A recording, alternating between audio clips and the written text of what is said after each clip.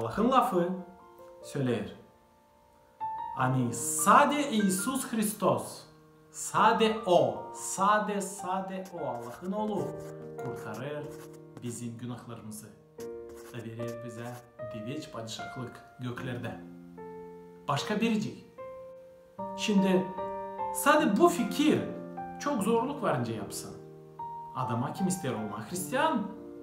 Zira lazım kararlama.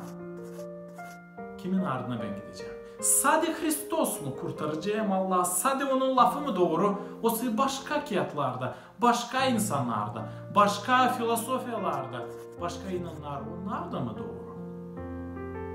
Bu laf için sade Hristiyanlar binlerce yıl çok ziyet geçirerdiler.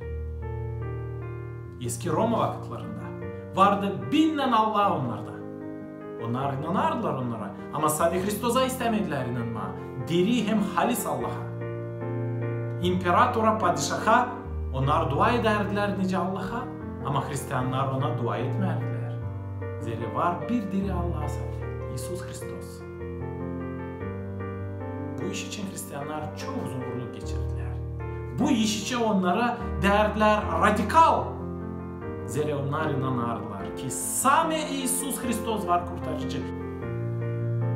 Bu şaşılacak bir iş. O bizi öyle sevdi.